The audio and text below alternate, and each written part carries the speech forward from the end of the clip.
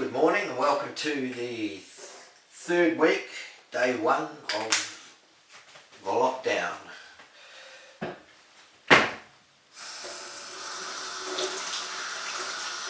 The new normal. People are still pining for what was.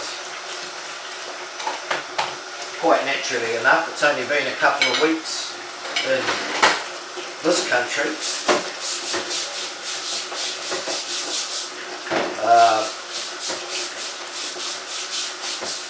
Since we departed from the old normal.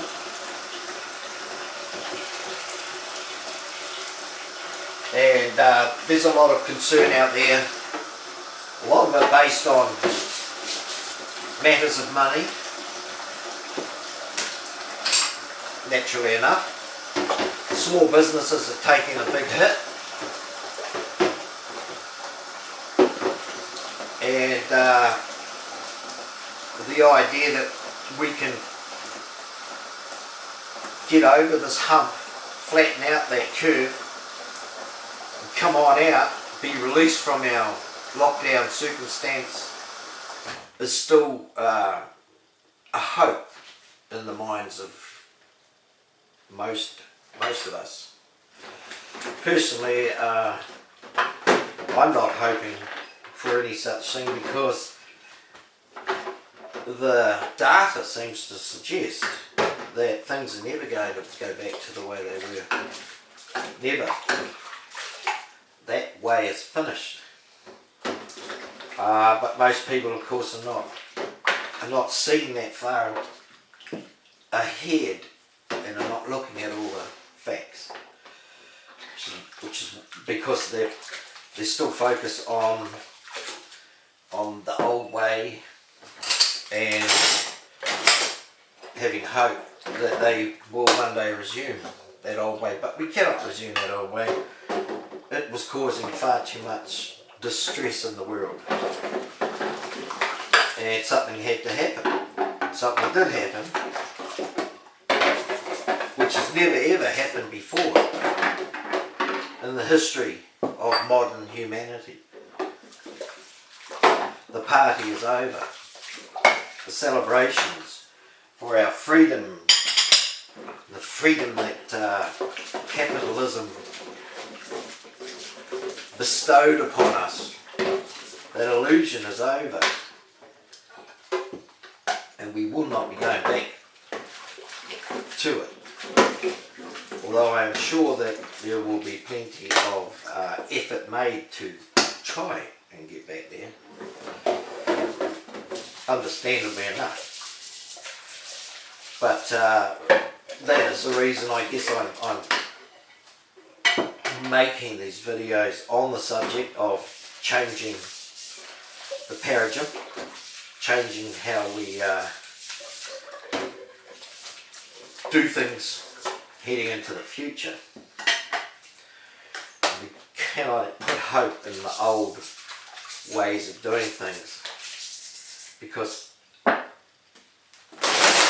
naturally enough those have been proven to be inadequate and harmful even, so they must cease, and that is basically what the virus has done.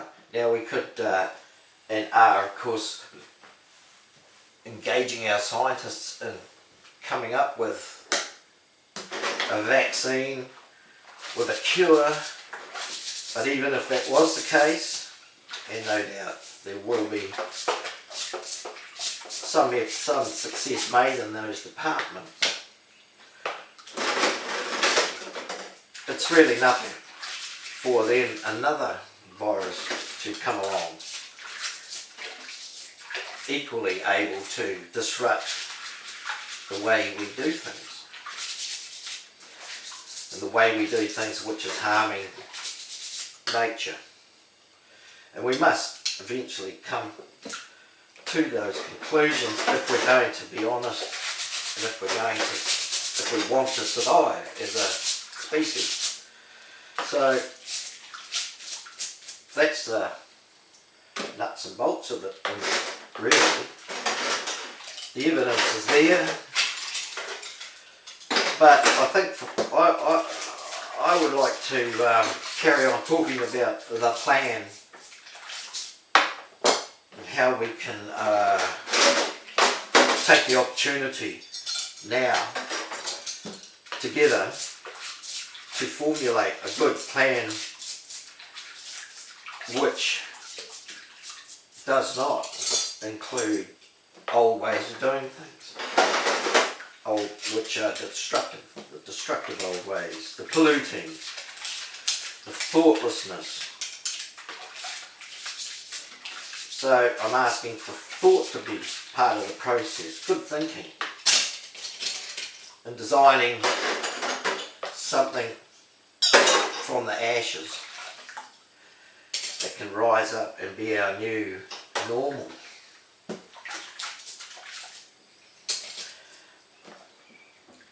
Years ago, when I first started thinking about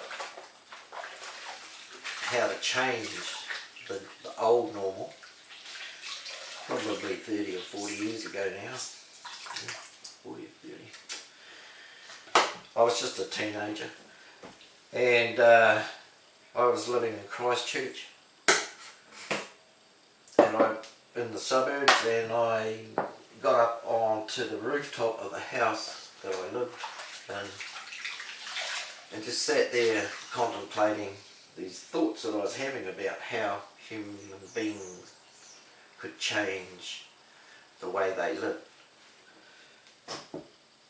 And I noticed that up on top of the rooftop, looking down, you could see the area around you, the neighbours. And I noticed that the fences between the neighbours, if they visualised then those fences not being there and the whole place opening up and landscaped beautifully, no more rubbish piles in the corners, and it was from that initial thought experiment that I was having in my internal interactions that it spun off over 40 years or so, 30 or 40, who knows, who cares, it's not important.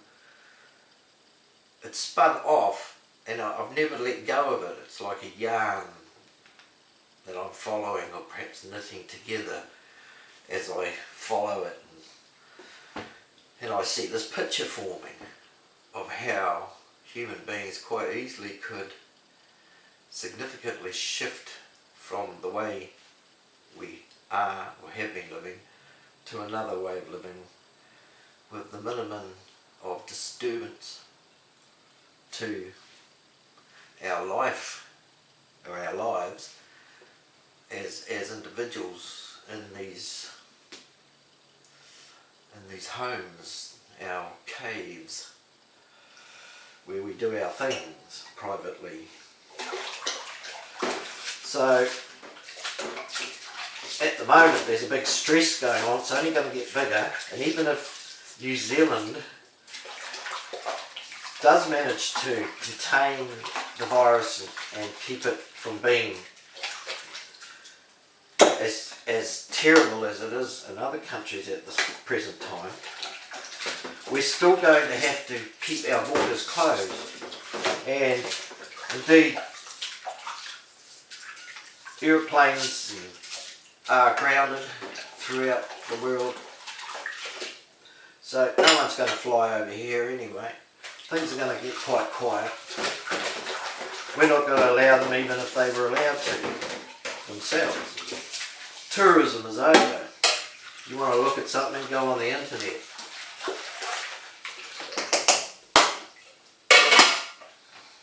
But it's not over as in we will never be able to travel the world again. No, part of the plan is to engage that eventually, but that's a long way down the line. Right now we have to deal with viruses which have shut down the ability to travel. But if we've contained the virus in our own country to the degree that we can come out and travel again around our islands, that's a good start. It means we can function as a community. But this world stage thing, although all countries are on the world stage and affect each other accordingly, we're still more now an island on our own. The dishes are done. Thank you for watching. Kia kaha. We can get through this, be strong. It's not a problem really. But if it is a problem, every problem does have a solution.